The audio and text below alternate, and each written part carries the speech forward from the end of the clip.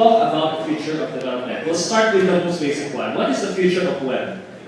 Right now, everyone's doing this parallax thing, everyone's doing this HTML5 thing, and everyone is also hooking up on social media. What is the future of the web? At least in your context, I mean, being generalist, tech generalist yourselves. Okay, sure. Okay, so actually, jokes, we were talking, before we had this, before we sat here in front, we already had some warm-up talks. And actually, we're not just talking about the future of software itself, but technology in general, and society. Actually, and one thing we talked about was the moves towards HTTP 2. Okay, so all of us are HTTP users, like every time we use a browser or API, we use HTTP2. And there's a recent discussion, well, current ongoing discussion, if in HTTP2, does everything need to be encrypted now? Yes. Okay, and so if Joke says yes, so now what are the drivers for that? So the future of the web, since everything is moving, all of our important information is now on the web, and it is under threat by the persistent surveillance that is going on now with all of these problems they're having with spying and stolen data from Google data centers and all of that. So the future of the web is active security. Okay, and it's the challenge for developers is to know security.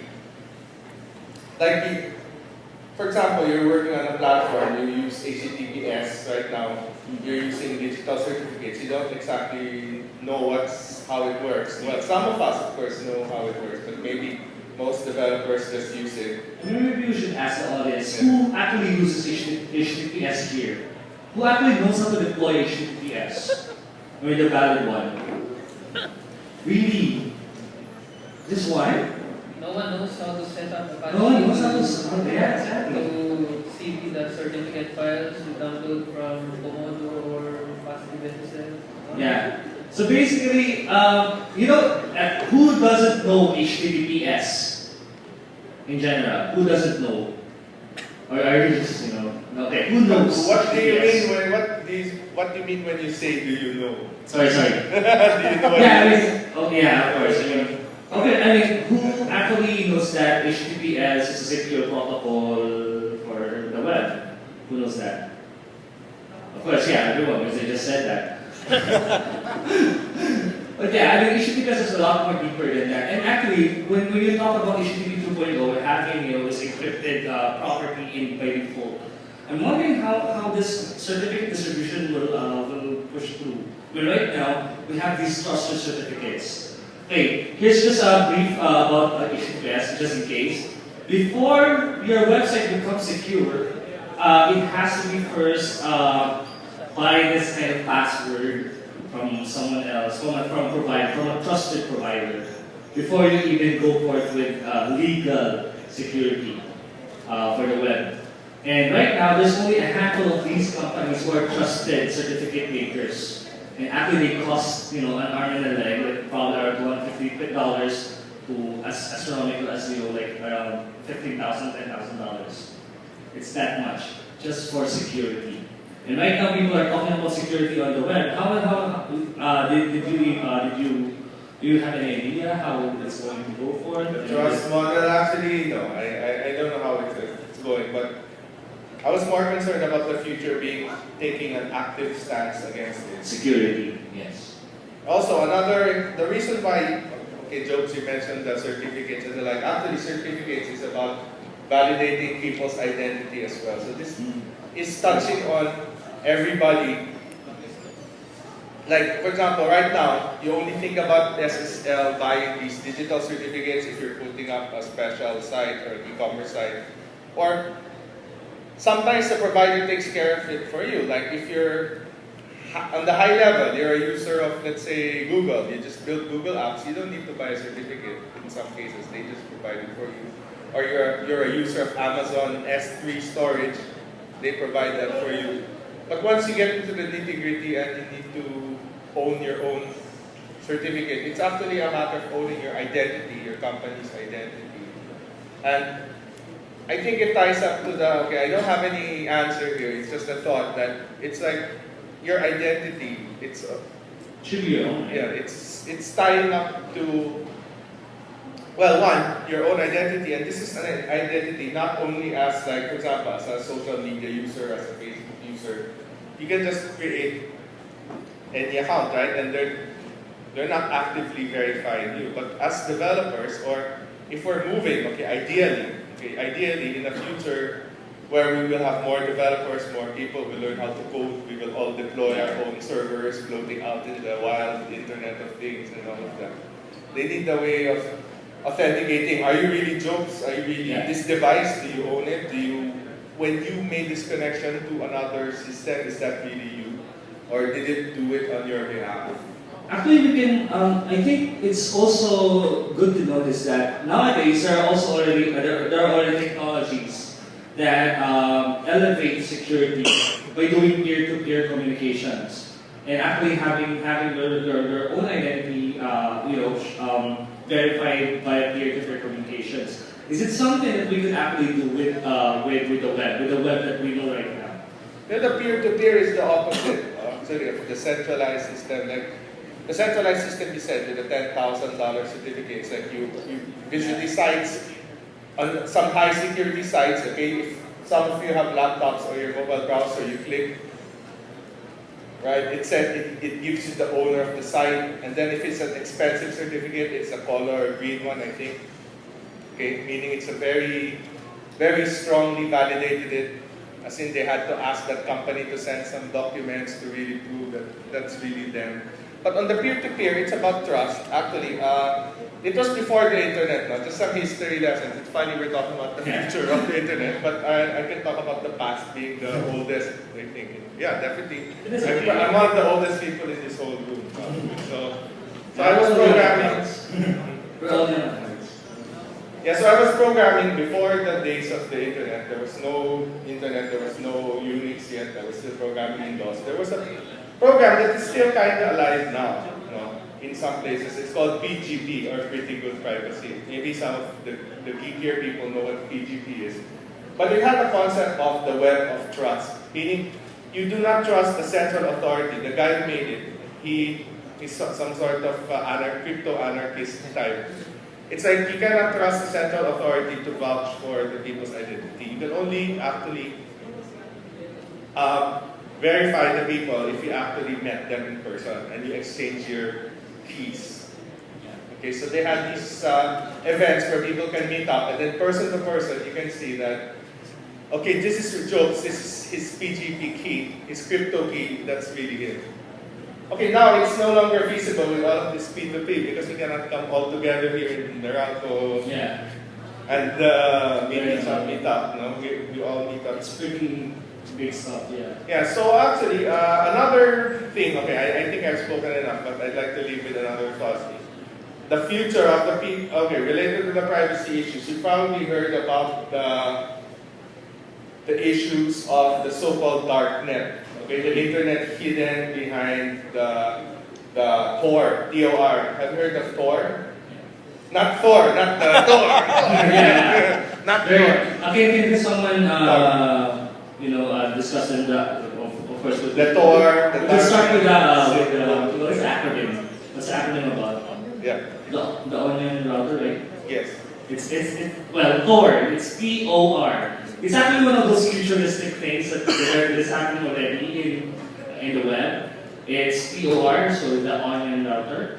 So basically the reason why it's called the onion router is because it has this kind of layered kind of security thing that you have to build them before you even find the core stuff. So sir, this is more, probably I'm one of you could discuss more about Tor, if for example, or probably we have to. Probably, yeah. Let's just assume. Okay, so it's just an overview because I've just used Tor once or twice. I didn't use it to buy drugs or look for. You can buy assassins there. Basically, we've been using proxy servers. So if you're in your company, you have a proxy server, everything connects. Say if you want to connect, you have to spoof your account. Say your IP address doesn't come from the Philippines. You have a proxy server to make it look like it comes from US. You can watch videos from the US. The concept behind the Tor is the same. But the difference is you have a peer-to-peer network of those proxy servers. So if you connect to the onion router, you connect to that peer-to-peer service. Every connection you make, not really every connection, but most of your connections, so pretty much all of your connections, have to jump through your peers. So if you say browse a certain site and you use Tor to use that, they can't really trace you. Or it's pretty hard to trace you because you are connecting through multiple proxies. So, say in your network you have, say, 8 people between you and Wikipedia, and you open Wikipedia, and they look at the logs. Your IP address won't be your current IP address. In addition to that obvious usage, there's also, say, since you're interconnected in that network, you can have your own internet. So that's what we call the darknet. So if you're connected to Tor, again, that's where the whole iffy stuff, the drugs, the assassins, the child pornography, they have their own untraceable and their own untraceable and their own durable network. So that's a different internet as opposed to the normal internet, you know. So the reason why these hackers are currently making these kinds of technologies, basically you being untraceable over the net, is because of this core principle of privacy. So everyone is so paranoid about privacy, especially now with social media coming up and you know being innovative about stuff. But how do you think should privacy go? I mean, which direction should developers go through so that we could actually be more responsible about our users' privacy? Okay, so as developers, when you talk about privacy, your main job is to make sure that it's easy for people to opt out of things that breach their privacy. One common mistake that we are all guilty of is requiring people to log in when they want to unsubscribe to something. The thing is, most people will use throwaway accounts and they get all of the spam email that comes in with it, right? So as developers, that's like one of the things that we have to make sure that we do. Make it easy for users to have their privacy. Now, in the future, privacy is always going to, our privacy as consumers will always lessen because of persistent monitoring, right? We are generating data as we go. We are moving around with radio identifiers in our pockets. We are sending out metadata about our location, about people we interact with. And so, we were talking about this earlier, and one of the things is like, it could go either way. Like, we can all just give up and say nothing's private anymore. Or we can just do a turnaround and say, okay, it's time to stop this. It's time to draw the line where we just say, okay, I've had enough, and I want my privacy back. So I just want to ask the audience right now. Okay, here you go again. Hey, hello. It sounds like a lot of you guys haven't heard of RetroShare. RetroShare uses PGP, uses a friend-of-a-friend network, and enables people to have encrypted connections with people that they trust. And there's a lot of things that you can do with friend-of-a-friend networks that you can't do with things like Facebook. Because you can fall back on the relations, you can know that somebody is trusted in a way that with Facebook you can't, due to the way that they sign up. There's probably a lot of decentralized opportunities with things like RetroShare that are open. They're kind of polar opposites to Facebook at the moment. and there's a lot of growth going on. There's something like, I think I saw something like 20 million users for RetroShare recently. So they're not small numbers, and they're growing. Just wanted to throw that in there. Thank you. Cool. So, I just want to ask the audience actually, do you even care about your privacy? Yes, of course. I mean, how good and how bad do you want to protect your privacy? To the point that I want only the people that I want to know about my information to know, and not others that can do something like that. So this is kind of permissive sharing of information. If, for example, you only share a few, but not sharing all, is it still, good privacy at least, good privacy policies?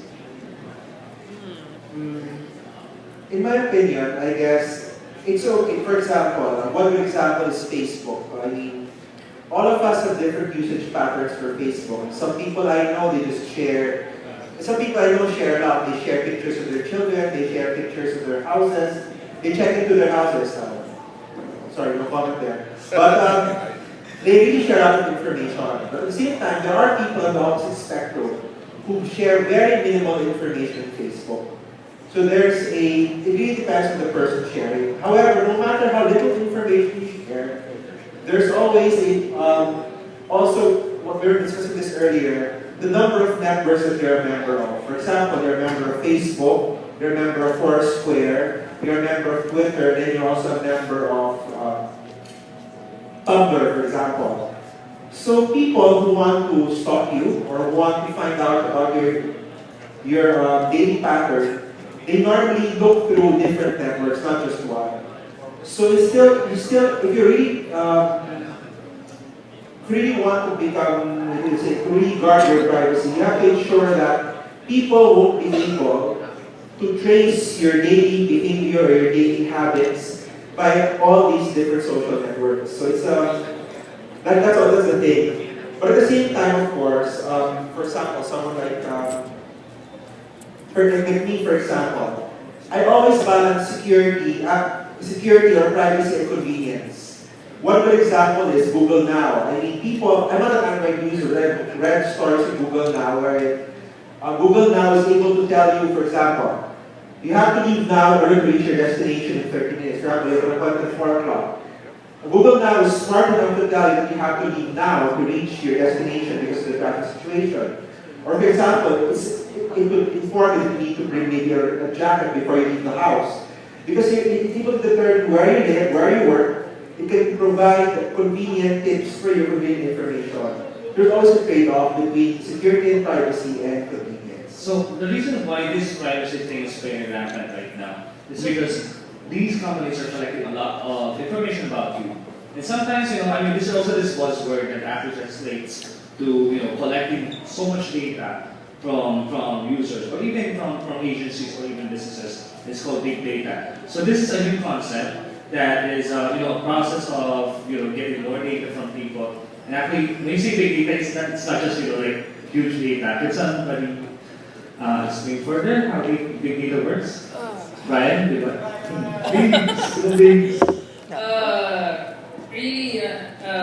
I'm not really a fan of big data, but as a developer, even as a person, you will have to deal with big data. It's really, as this panel is all about the future, we already touched upon privacy. The other thing that the future holds for us is that our interconnectivity is going to be much faster. For instance, I was watching the currently World Championships of Chess earlier in high definition video on my iPad while I was eating dinner.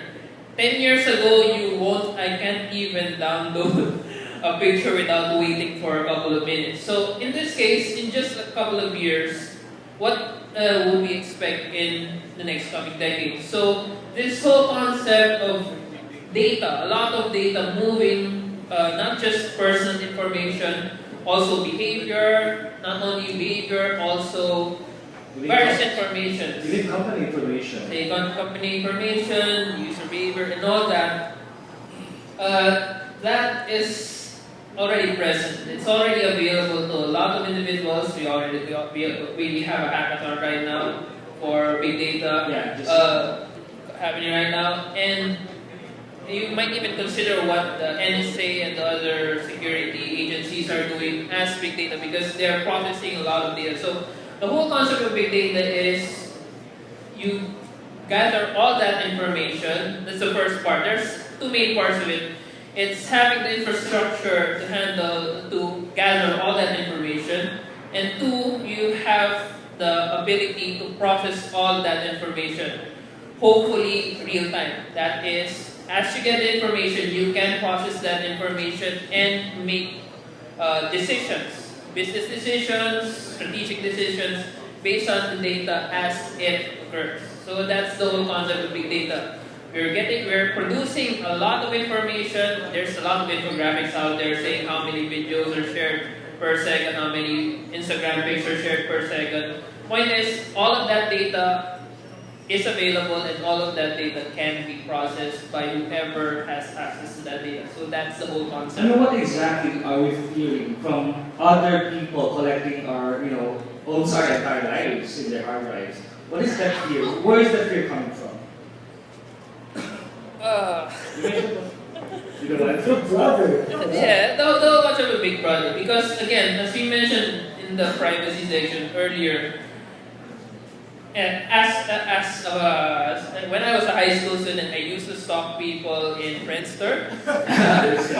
Not just Friendster, and some other old sites. I could get a lot of information from people. That's why I try not to follow interesting people in Facebook or Twitter, because it only takes a couple of a small data, and you can deduce a lot of information from that. But right now, given that you're sharing a lot of data, there's this video, you can look at it. I think it was a bit popular when the Snowden leaks happened. There was this German journalist, who got his or her metadata from the German telecoms, and it actually just getting the whole metadata thing, not really the data, just say when was this, the location, when was his cell phone turned on, when did he text, not the contents of the text, just when did he text, where he texted. You could actually trace what you did and for a certain period amount of time from just small data. But given that we as normal consumers, normal people share a lot more of that, there's this whole problem that you really lose your privacy given what you share. Okay, we have an audience member here who wants to ask. No. Not really ask, but I just want to tell a story that I heard a long time ago. It was about, in the MIT AI lab, there was this time where, feedback though. Okay. There was a story in the MIT AI lab where Richard Stallman was working at that time. There was a big machine that they use. It's called the time-sharing machine. And they have dumb terminals which basically connects to the machine and just gives you a terminal. So one time they introduced passwords, right? To protect, your identity, your data. And the hackers at the time, they just ripped out the security, they destroyed the system. And whenever you log in, it would say, "Hi, I see that you have enabled the password. But then, we hacked into the system and we can easily go in anytime we want. So I suggest you change your password into an enter key because security is a joke anyways." So that was in the 50s. And with the technology that we have now and what we can achieve, I just believe that sharing too much is too much, right? Sharing anything is actually too much if you really care about your privacy. So I just want to throw that out there. So yeah, thanks.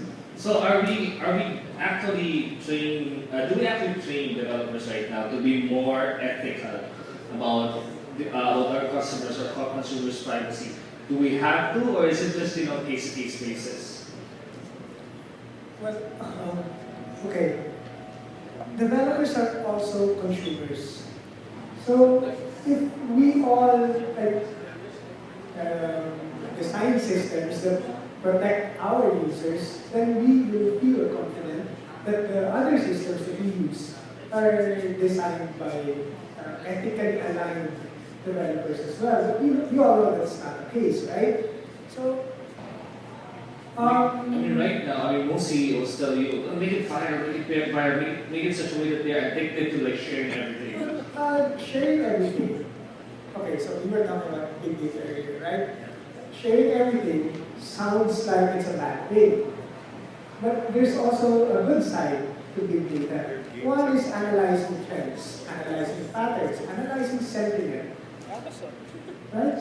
For example, in a country where the election is rigged, what if we can just analyze all of the sentiment on posts on social network about who to elect, for example? So that's a positive use of big data that we as developers should also explore. Because privacy and big data always go hand in hand. And that's actually a cool idea for using, for example, Twitter data, especially last year when the Senate elections came up. The thing is, sentiments from Twitter might be actually kind of irrelevant from like the entire demographic. Of course, because Twitter is just the users of a country, the population segment of the users of a country using Twitter is very small compared to the whole. It doesn't represent the entire thing. But when you talk about big data, this is data coming from different sources. So you use Twitter as one of the sources, but you use Facebook as well, you use SMS as well. So that really sounds like a dystopian future where Big Brother knows everything about you. But then how you use that data, it will define whether or not we achieve world peace, as we were talking about. So we kept on talking about big data, and probably people are already hearing it for like the past 15 minutes. I was thinking, how do actually developers get to big data? To utilize big data? Do they even have what it takes to become big data developers? You have the tools now. Amazon Web Services will allow you to scale your application to handle the size of the data set you're working with. How big is this data that we're talking about? It's really not about the size. When you talk about big data, it's about the number of permutations, for example, that you can derive. The different statistical analysis functions that you can use. For example, traffic data. Just to make sense of data, making sense of a lot of data points is big data. It's not about the size. So we have the tools right now. We have Hadoop. We have data warehousing technologies from Apache coming out. And we have elastic hardware. Basically, we have access to hardware which we will only pay for when we need it. Right? So as developers, this is like the best time for you to go in, dig into big data and make sense of all of these data points around us. So this is some sort of organization out of the chaos, basically. So actually, but Bryan Bibat was actually telling something about big data. What skills should you actually acquire so that you could be legit? So again, B1 pointed out. So we're both Bryan anyway. So as Bryan pointed out, the tools are available. If you want to get into big data, it's a lot easier right now as opposed to say even just 5 years ago. It's going to take a lot of money to get the tools that you need. It's mostly it's hardware. Also, there's also the proprietary software. But nowadays, you can enter it, but there's still the problem. Big data is not really for everyone. You can't really get your average fresh grad out there and say, okay, big data is the big buzzword right now, so you do big data or else we'll fire you. You can't really do that. Because big data is actually a pretty specialized field. So as I mentioned before, there's really two main points there. as we discussed earlier in the warm-up session, there's the whole infrastructure part. How can you gather the data? That's going to be dealt with by the infrastructure people. Sysads, the people who can build the APIs that can process, not really process, just gather that data from a wide array of sources. And your average developer can't really do that. You have to specialize on that part. In addition, there's the second part, which is the actual processing of the data. Again, it's not for your average developer. You're going to have someone who actually knows how to process that data. Say, if you're going to deal with big data about the economy, you're going to have finance people. If you're going to deal with, say, demographics, you're going to have to bring in some statistics people, applied math people. So also computer scientists are really generalists, so they're really applied math. They can enter that space. It just means if you're computer science or even in IT, it's not really easy to get in. You can get into it, but don't have any false impressions that because big data is big right now, it's a lot easier to go into. Yes, it's a lot easier to go into, but you have to do your homework. If you want to make sense of the data, say, again, we do big data because based on this data, we can make good decisions out of it, business decisions, or even just Amazon suggesting to you what next item to buy, and that produces a high percentage rate of that person actually buying that thing. Again, you will have to do your homework to do that. It's inevitable that you're going to have to deal with big data, but not everyone is supposed to. Probably a master's degree or 5 years of experience. Yeah. Yes, around that. And even in big companies, say finance, even in Google, in Facebook, the people who do that are master's level or even PhD level people. Now, nowadays, actually, big data data is being gathered nowadays through this medium. It's called, mobile development. And actually, everyone is talking about the future of mobile, and actually, the future of technology is mobile. So I want to actually ask, how much future are we seeing right now from mobile? Is it already for the next 2-3 years? We already see it now, or is it something that we are yet to anticipate in the future?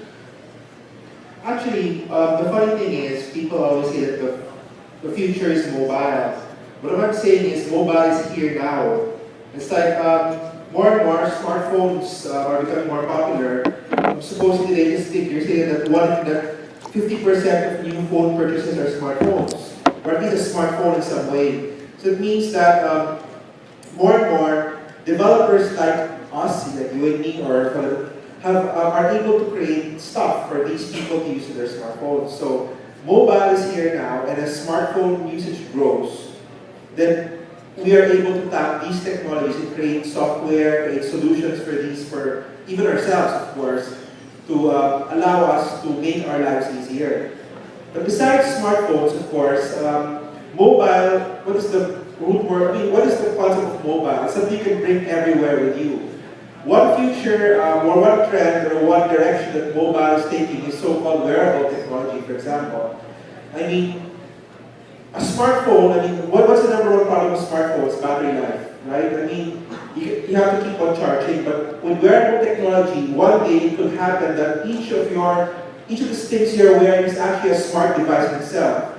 Your glasses, for example, Google Glass' own, Google's Google Glass, the problem is battery life is still very poor. But what if in the future, technology is able to provide us with devices that last weeks? For example, a smart ring that you can wear, it tracks your location, a smart necklace, a smart bracelet, for example. Yeah. Actually, nowadays, they already discovered something like carbon nanotube stuff or graphene stuff that can produce supercapacitors that you charge in a few seconds, yes, but it stays the entire day. So the technology is starting to be there. It seems like it's also foldable technology. So it seems like wearable technology could be like the future of mobile, or is it a very different league of its own? I think that it's a matter of, they talk about Internet of Things, right? So if you think about it, the Internet of Mobile, or mobile, is a convergence of everything that you're wearing, or you have with you, whether it's a smartphone, your glasses, your jewelry, even your shoes. For example, the Nike shoes have smart devices that track the number of steps or the number of calories you burn. The trend is, you are your mobile device. Everything that you're wearing, I mean, you have even shirts or even your other accessories. Each of these is a mobile device in itself. And they all talk to each other, they all provide, well, it's a privacy thing, but they all send signals to big data, they all communicate with other devices. I think that's really the future, where everything you bring with you is a smart mobile device in itself. It's actually scary in a way, because imagine the amount of data it's collecting. For example, you're wearing a smart necklace, it detects your heart rate, or a smart bracelet detects your heart rate. People are able, for example, you have a grandfather who lives far away. You want to track the heart rate of your grandfather remotely. You can log into to your own device and check, okay, my grandfather's heart rate is this much, he's still okay. Or his blood pressure, how is it? So it's really a matter of, like I said before, it's convenience, privacy and security and convenience. It's always a balance. Yes. Trade-off for balance. I mean, imagine if someone hacks into your pulse rate, whatever. I mean, if those controls your pacemaker, and suddenly someone hacks on it and kills you. I mean, it's scary. But we are already talking about mobile and wearable. It's getting a lot smaller, a lot more less computer-ish, less screen. Then we go to this another category we call Internet of Things. So I mean, I know Sir Mix is very well that we can see on software and very hardcore computing stuff. I mean, what do you think what can we grab from the future? Can we do with the Internet of Things? So actually, what Ramon described is already a subset of the Internet of Things. That's like the Internet of wearable things. But to expand it further, Internet of Things is where everything, I mean, right now, for example, in front of us, the things that are on the internet now are our smartphones, and then there's a phone there. But imagine if let's say our couch here had internet connection, it actually had a CPU, it actually had a full computer, and these devices here, that the table had a computer. Of course, it's not feasible right now due to problems in physics, like Moore's law. You cannot shrink the CPU so small. So the Internet of Things generally is specialized into simple devices that are on the internet, into they have sensors or they have primitive functions. For example, let's say actual physical example. Right now here in front, it's very cold. So actually, it's ironic in the Philippines, right? We have hot weather, but then when we turn on the air conditioning, it turns out to be too cold much of the time. So we're wasting energy. I mean, we're in Meralco, but we're still wasting energy. So maybe even if it's free, it's still wasted. I mean, somebody somewhere out there's a power plant burning fossil fuels and contributing to CO2, right? Because of our... So it's wasted energy. But if in an ideal Internet of Things, we have some devices here, like they're measuring the correct temperature, like for a human. I think the best temperature is around 22 or something degrees Celsius. Right now it's already below, that's why we're starting to freeze. And maybe my pants with sensors will now start sending data that, hey, this guy's starting to shiver, his body temperature is like that. And what Ramon described earlier with the grandfather example, that's also that's a sector of IT called M-Health or mobile health. So all of these things tie together, actually. It's very promising because it also ties up to big data. Because, first of all, as we can see, okay, let's go back to reality as the current situation with our mobile devices and something that is already, something that's a buzzword, that is already been going on, which is the so-called cloud computing.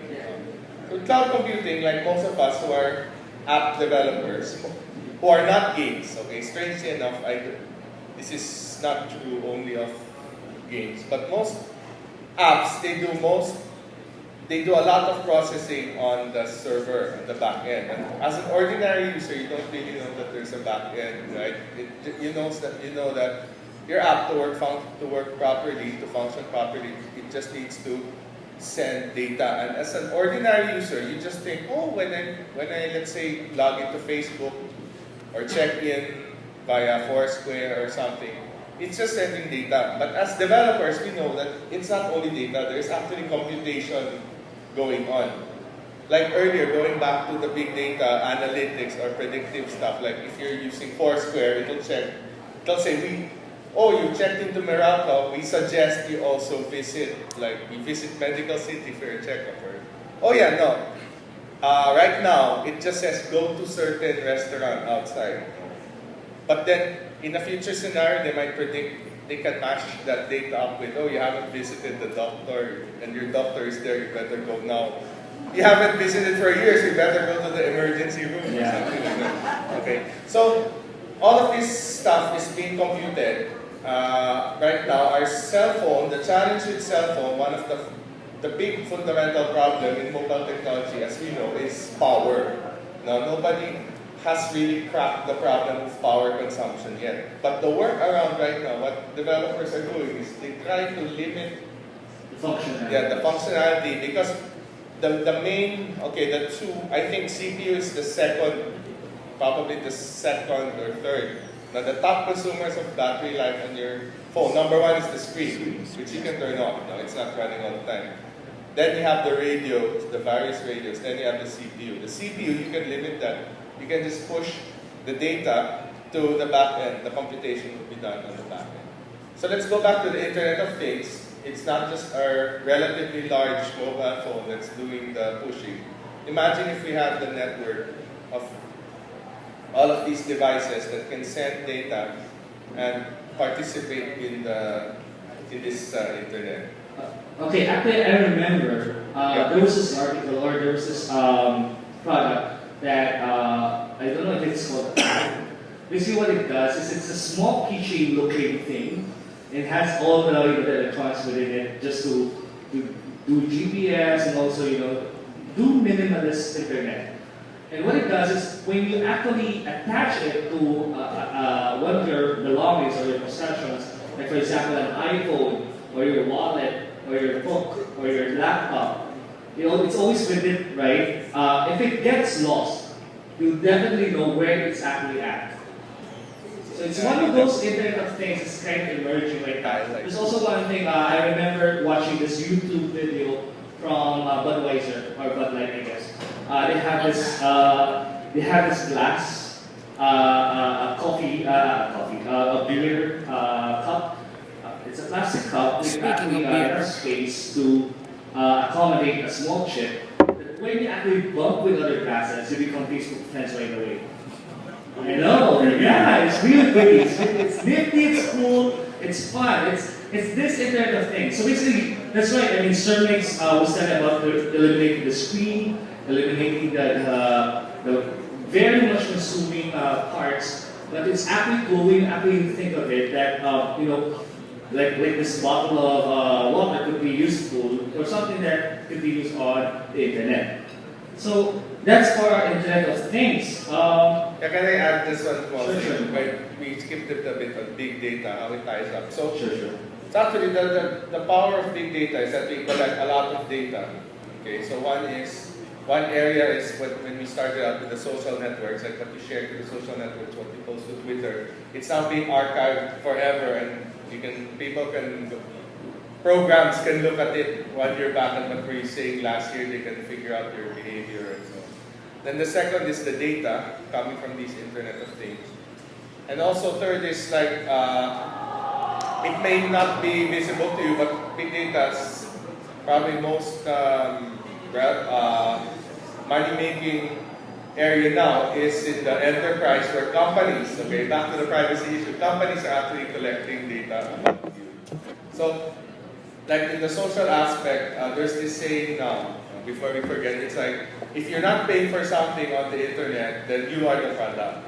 So So data about you is being collected and it's being sold. And this is being enabled by analytics. Okay, so if some of you here, or anyone here are mobile marketers or the like, or even if any of you are app developers and you look at your dashboard. Who does mobile development here? Can you raise your hands? Well, mobile development. Yeah, and of course, who's looking forward to building mobile apps? Looking forward. Yeah. Looking forward. It's really fun actually. I mean, I myself, I develop for Android and iOS. It's really fun. Yeah, so you like to look at your user statistics and then if it's matched up with other things, like for example, another thing that's been talked about recently in the internet is Google is increasing the persistence of Google Plus into everything.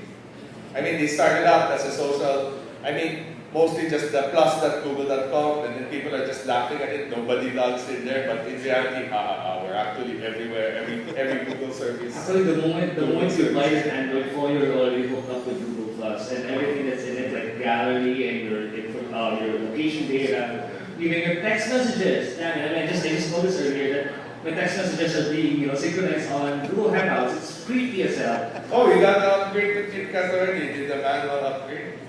Yeah. Oh, nice, hardcore. I haven't done that. I know it's just a stupid It's waiting for the official. Yeah, I mean, these are the things that actually kind of bother me because people are not really aware about implications of privacy and the data. Yeah, we're supposed to be the alpha geeks, but we don't care that our SMS is being updated. We're bad role models. Sorry. Don't listen to us. But to add, as a counterpoint, admittedly, okay, all your SMS, all your GPS location is archived somewhere, whether it's big data or something. The counterpoint is getting massive in a disaster, and then people need to find you, and there's a way for them to find you. Big data, in a sense, can give your most, there's a future application that your most probable current location based on your last location.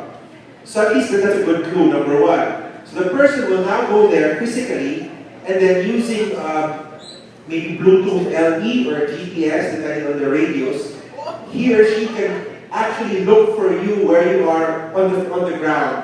Maybe via something like tag, wherein your device will look for a paired device on your lost relative or something. So it's also the counterpoint. The more data you give, the more benefit it could happen if a responsible developer or team is able to create a system that allows you to track people in a disaster.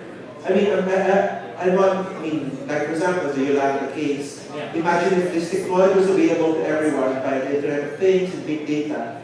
It would have been much easier to find people and maybe to reach them before disaster struck, before they could have who want to pay their heart rate, they're still alive, you know they're alive, but you don't know where they are. So you go there, probable last location, use maybe NFC or Bluetooth LE to look for them within a particular area. So there's always trade-offs in terms of creepiness and So what about that? What's preventing big data from being useful right now? Is it the law or is it social unacceptance? I think it's just a paranoia. I think it's the paranoia. I think people are afraid to share too much. There's all, of course, with good reason, because the NSA, it's not applied to us because we're in the Philippines, but people in the US. I think you don't know. That's right. Yeah. The NSA is tracking the movement of every American, at least according to Snowden. So there's a certain paranoia there that Big Brother gives access. But at the same time, if Big Brother can provide a service that allows you to locate people in emergencies or on the ground, track their vital signs, that would be infinitely useful. Okay. Paranoia. So, this is the part where I'm going to ask the audience, do you have any questions so far? Right now, we're giving you like a glimpse of what's going to be relevant in the future. Do you have anything else that you want to ask, at least for the future of technology? Anyone? So we only covered the technology side, not really the future of development. But because if you want to ask about the future of development, feel free to ask. But the thing is, the 800-pound gorilla in the room is the whole data thing, because we are in the information age, and that information age is just going to be much, much bigger in the future. So we try to focus on that. But if you want to ask about the future of mobile development, future of web development, that's okay, we can answer that too. Yeah. Okay, anyone? Anyone who wants to ask? Like, for example, okay, cool. Right now, I see infrastructure as a service as a big thing in software development. Do you see more companies, more people adopting this technology? Because I think there are also some people who are opposed to decentralized infrastructure as a service. And do you think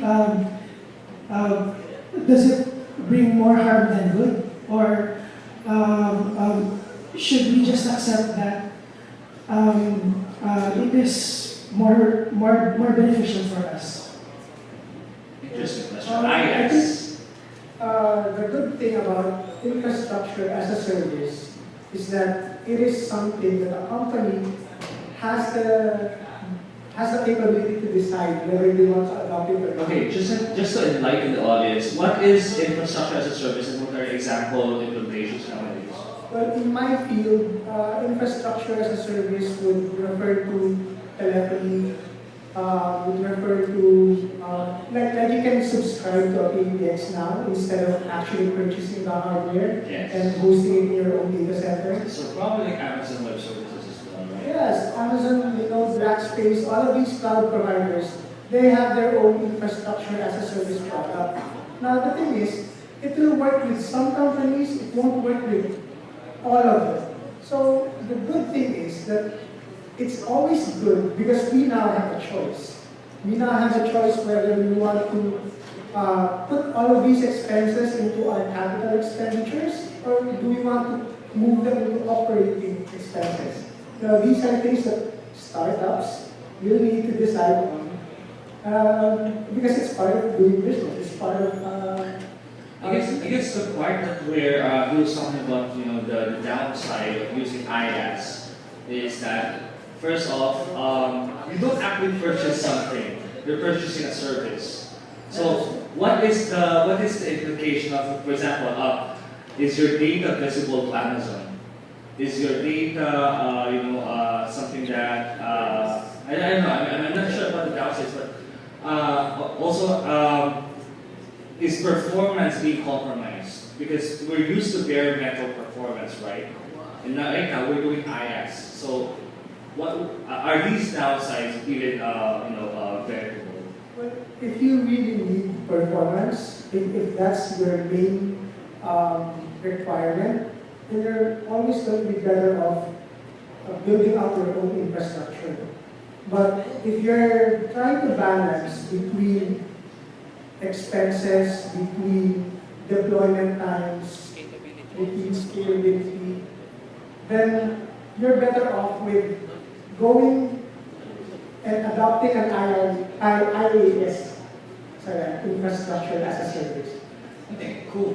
And besides, there's nothing really stopping you from not adopting a hybrid system. So you have your own data center, but in case you have a backup, say you have a load balancer there, in case you have a sudden spike of users, you can always use your IaaS, put a load balancer in it, transfer a lot of the other traffic to that IaaS deployment. So it's always a matter of choice and what works best. So overall, it's a good thing. So it's a good thing, but again, it's not a silver bullet. If you need security, you're paranoid that Amazon isn't cahoots with NSA and you're storing really, really sensitive data, you obviously would not consider that. But again, in my opinion, it's mainly paranoia.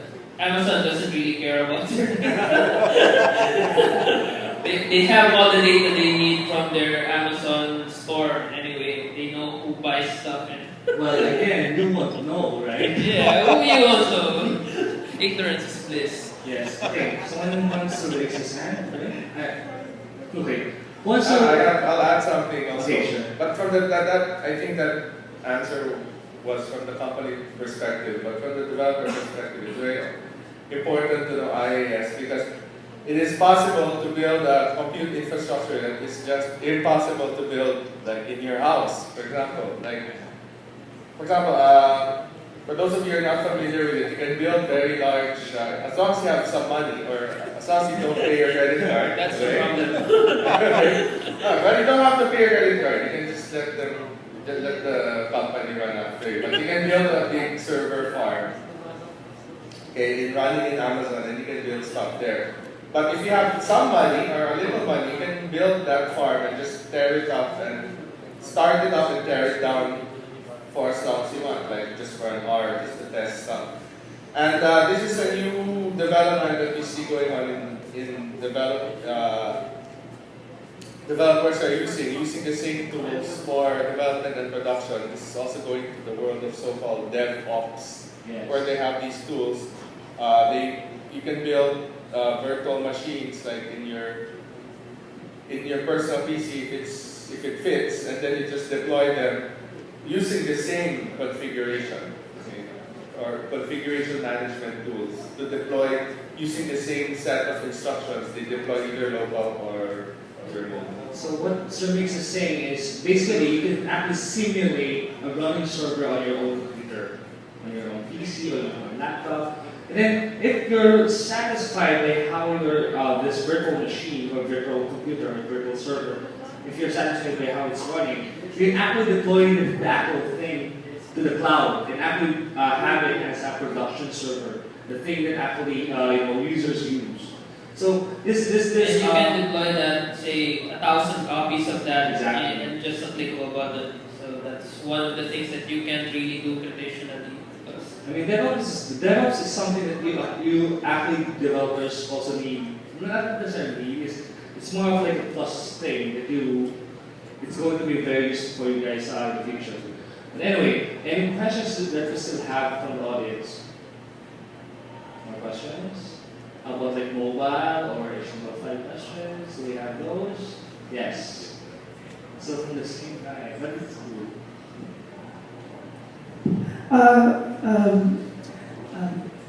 As I see it, I think more people are starting to go into functional programming. Do you really think that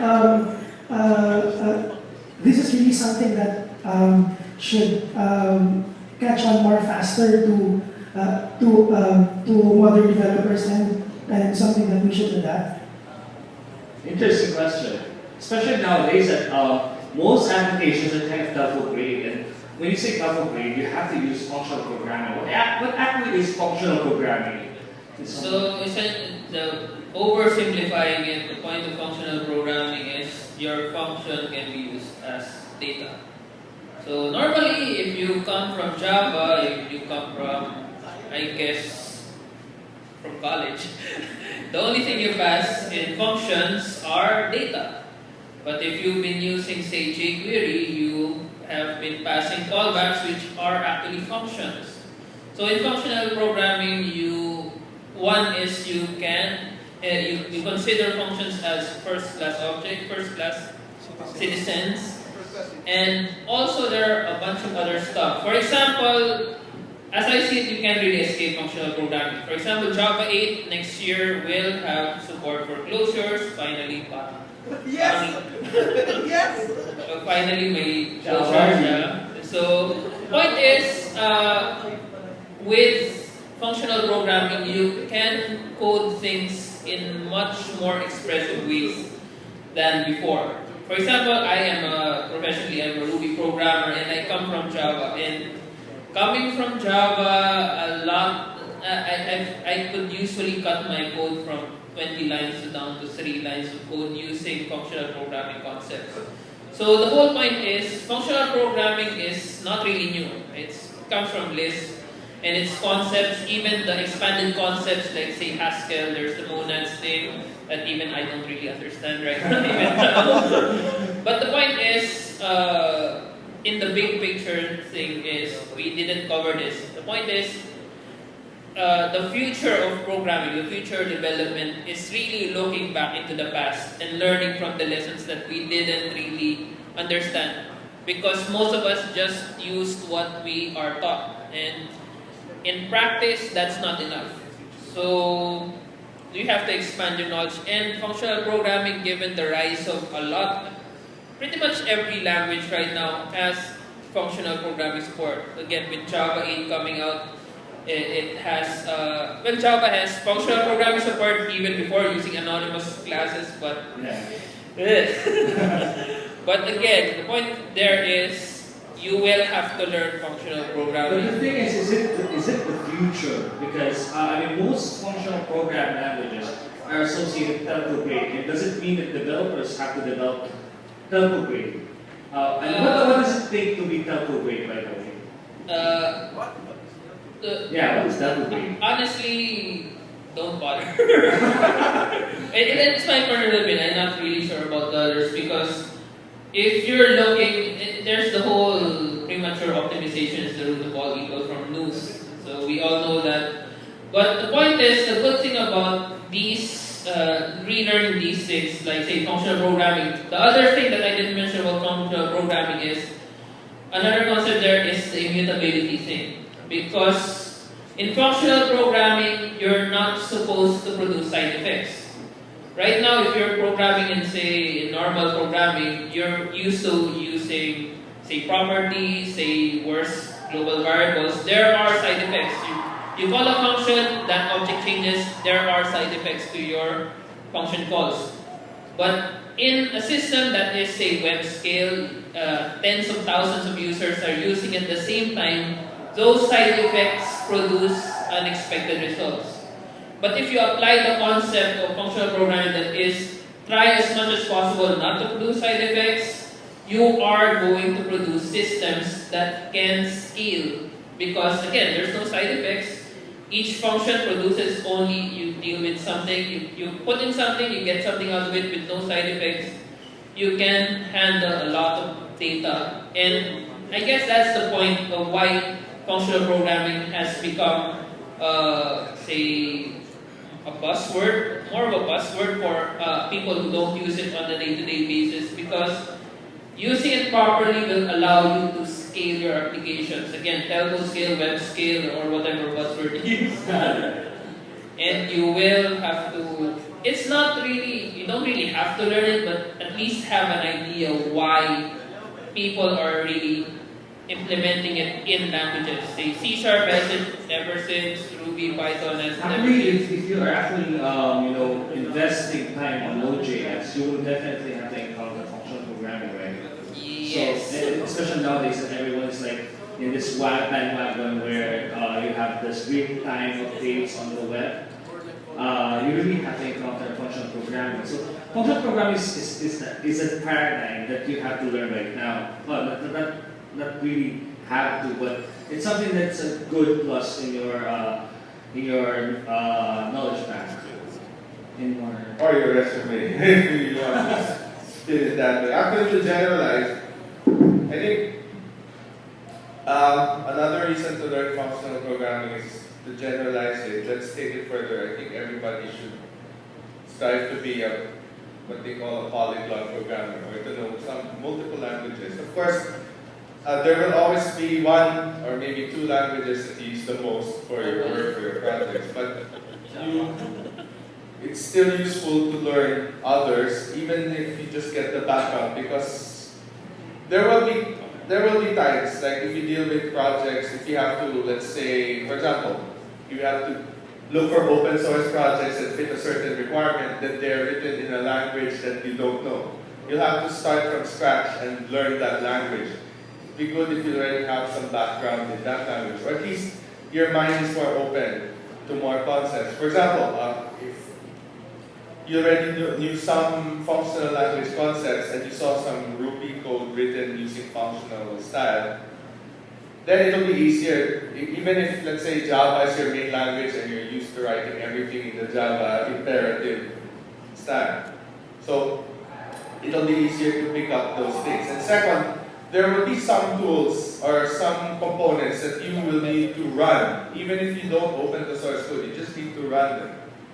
Like backends. For example, many servers nowadays, like you need to maintain database server, for example, and then it's written in like one of the popular, I think Jobs was referring to Erlang. Okay, they popularized the telco scale functional stuff, and there are a number of servers now that you can run on your machine that are written in Erlang. I mean, I myself, I don't know Erlang, as in I cannot write any Erlang, but at least with some functional background, I can open the Erlang code and have some hope of understanding what's going on. I like it when you say it's cool. Yeah, but it's better to have some hope, but then unless it's hopeless and you see some code in a language you don't know, and then you just give up. Right? It's also a ritual when you open source code that you pray. So any more questions from the audience? Any more questions? Anyway, one last thing about the whole polyglot thing that Mix mentioned. So if there's one thing we have to leave to you guys as the future of development, the future of software development is really in polyglot programming. You can't last long in the next 10 years without having to learn a different paradigm, a different programming platform, a different programming language, because if you're really just used to just using one language, you'll never know that there's a lot more opportunities out there, or again, there are tools that are much better using some other language. For instance, you can't really use a command line tool written in Java because the JVM really starts slow. You will have to use some other language, say a scripting language like Python or Perl, or some other compile language like Golang or Rust or whatever. So if you're just used to one single language, it's not advisable. But again, as we've seen in the history of software engineering, people have had careers just using, say, COBOL, Fortran, etc. There's a supply and demand. There's a supply and demand. But if you, again, there are, as engineers, it's all about trade-offs. I mean, it's a complete opposite from 10 years ago, where you are actually encouraged to learn just one thing, right? And be an expert about it. And right now, it's almost like you have to learn everything. You have to, like a polyglot, right? No, because that also gives you a perspective in terms of the problem you're facing. The more paradigms that you know, the more programming languages that you know, the more tools that you know, you'll be able to easily pick out which tool you need to use to solve this problem easily. So not all of the problems will be solved by Java, not all will be solved by Ruby, right? So the more you know, the easier it is for your job. How about crossing over to hardware? I mean, is it something that really developers could do? I mean, I don't know. I mean, is anyone comfortable with working on hardware here? Is anyone? Because we have to talk about Internet of Things. I mean, it's a lot of hardware, electronic stuff, right? So, you think it's possible for developers in the future to cross over to hardware? I think it's very important for developers to know the basics about I/O, the basics about networking. This is hardware, but these are the subsystems that will affect the performance of your apps. So I/O bottlenecks is very important for database queries. Serving, like network traffic, is very important when you're clustering things. So you as developers need to know that when you fire a request to read a file off the disk, then it may not actually be in the same machine that you're actually fetching the file from. Right now I'm thinking about soap. I mean, really, What? soap. Yeah. Sorry? Right now I'm thinking about soap, like sending a bunch of data just to say this small message. Yeah, I know. So yeah, SOAP is a protocol. So, sorry, SOAP is a protocol where you actually try to communicate with other services. For example, for a bank or for a grocery website, so that you could just say, "Hey, I'm buying this," and it's like it's like 10 times or 20 times bigger the data. Anyway, it's just brain. You're not going to talk about Yeah, I know. As much as I don't want, it's just it just occurred to me. Anyway, so any more questions from the audience? Crickets. As for hardware, apart from the whole learning the hardware about, say, robotics and all that stuff, you might want to consider learning some of it because there are tools right now that allow you to program. There are kits right now, aside from Raspberry Pi, Arduino, Yeah. and all that you might want to consider doing as a hobby. And again, it's not just really a hobby. You can produce stuff, prototype stuff using those tools. But like big data, it's more of a specialization at this point. It's a hobbyist thing. So actually, just to inspire all you guys, I remember I had a Raspberry Pi before, and I installed like XBMC on it. And by the way, I had like my own media server, which also plays YouTube media on my TV via HDMI. There's also an article I read about Raspberry Pi where you can actually turn it into your own radio station. So for example, you have this listing of music that you had. You just plug in your USB drive, and then you'll just read the music, and it'll transmit a specific frequency. Just by rolling a wire on one of the pins of the Raspberry Pi. There's a lot of things you can also work with. Yeah, I know it's really cool. I want to have my own radio station So for those who don't know what Raspberry Pi Arduino is, they're really small devices, programmable devices. Raspberry Pi can run Linux on it. It's actually running Linux, right? It's recommended to run Linux on it. So it's a small device. It just has a USB drive, an Ethernet drive, and video output, HDMI output. Just think of it as if your normal desktop machine minus the screen, and it's super bare. It doesn't have its cases. It's just this small, but it's actually capable of running media on its own. It has its outputs that you usually see for your desktop machines or your laptop machines. We were talking earlier about history repeating itself. And right now, what I'm seeing is that developers are faced with the challenges that were faced like 30 years ago with low power hardware, wherein you have to code properly, you have to optimize your code to make sure that they are power efficient. So I think that's one aspect that we have to focus on. Because we've been spoiled by high-level abstractions, right? But when you're now dealing with these small devices that will make the Internet of Things possible, then you have to adjust your coding style. You have to understand bare metal concepts a bit better to produce programs that will make these things useful. Actually, it's kind of interesting that nowadays most developers produce apps very quickly, but actually doesn't understand the fundamentals of like algorithms, I/O optimization.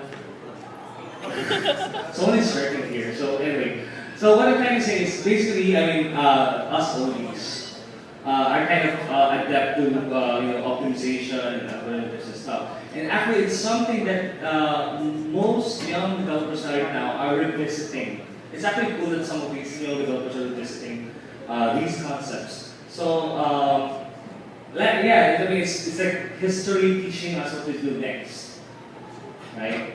So I guess so. That's is that the conclusion for our top line then? I guess so, because again, development, the whole suggestion that the polyglot programming is the future, and polyglot programming, and even software engineering best practices, we already learned that 20 years ago, 30 years ago. The only problem is that, I guess, it's only recently that the internet, networking, and even the information sharing is available such that people understand that, hey, these things are already available, these concepts are already available. For instance, a lot of if you look even, there's another reason why we didn't really look into the whole nitty-gritty about, say, language X equals versus language Y, because if you look at the languages that right now, and frameworks right now, most of them are just old languages and old lessons integrated to new languages. And it's just because we just say functional programming.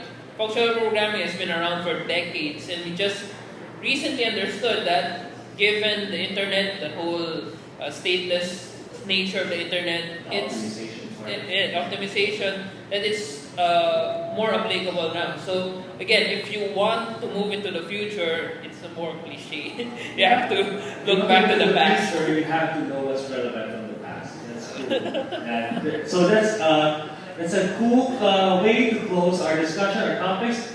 Anyone who wants to really ask something to the panelists. I mean, this is a golden opportunity for you to ask the top CTOs in the metro. No? Yes. Good evening. I'm interested on web performance. So, what do you say about the future of web performance when it comes to what are your opinions on single page applications, web sockets? So, concurrency.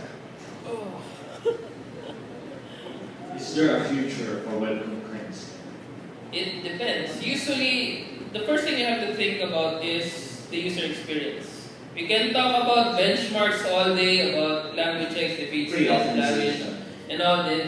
But the point is, it's usually the end user experience. So even if you use WebSocket, probably with WebSocket you have to initialize the handshake and all that, then it's going to take you a couple of seconds before the pages load, and yeah, the experience loses out. That's why Twitter used to do the whole single page app thing, but rolled back to its old casting because it takes 10 seconds to load the app. But given that, is there anything more that we could do or we could explore more when it comes to speeding up requests, or at least right now, I mean, in the Philippines, it's very sucky. I don't know if it's of course it's going to be the big guys responsible. So first off, basics. Again, if you're going to build a website, try as much as possible, use a pre-compiler to minify your CSS, your JavaScript, compress them to gzip. All of those are fundamentals. You learn that a lot of frameworks already support that. If your framework doesn't support that, there are plugins for your framework that support that. In addition, again, CDN. But after you do all that, that's where the whole concurrency thing gets out. So I think it's actually been being done ever since like 20 or 15 years ago, right? And it's still happening. I mean, the basics of concurrency is still whatever it was 15 years ago. It's still what it is now. I guess the problem right now is because the pages load way too many images, way too many data.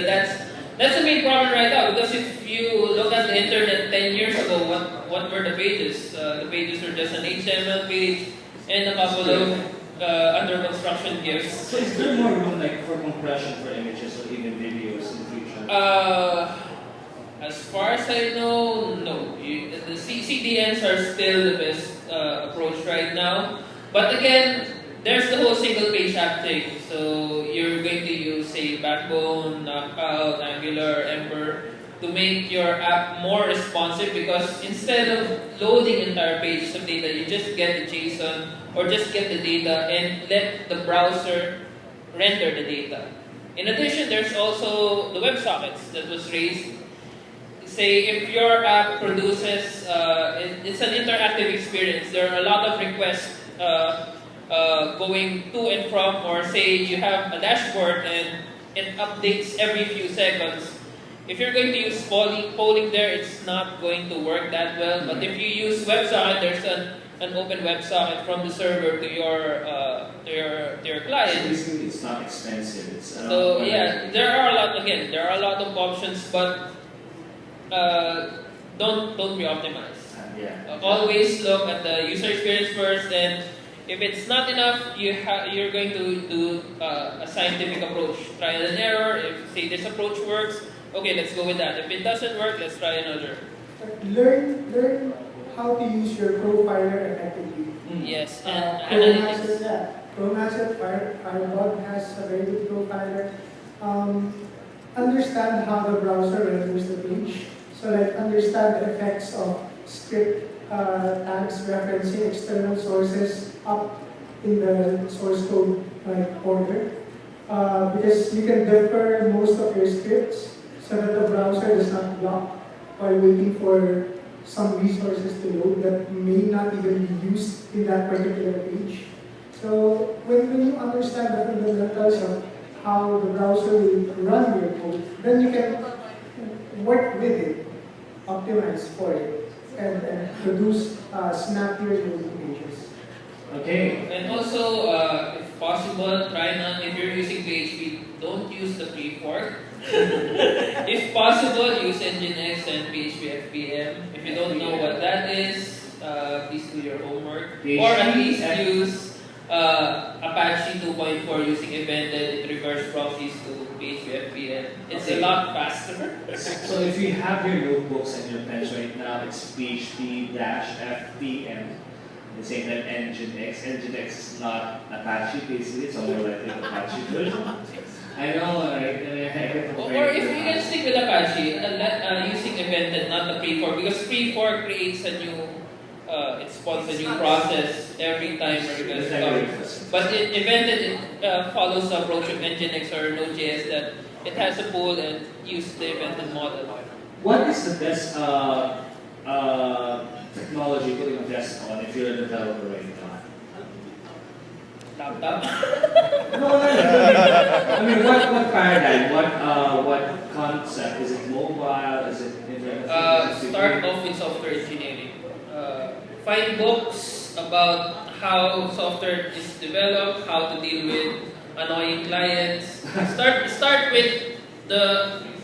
Don't focus on the technology because technology comes and goes whatever.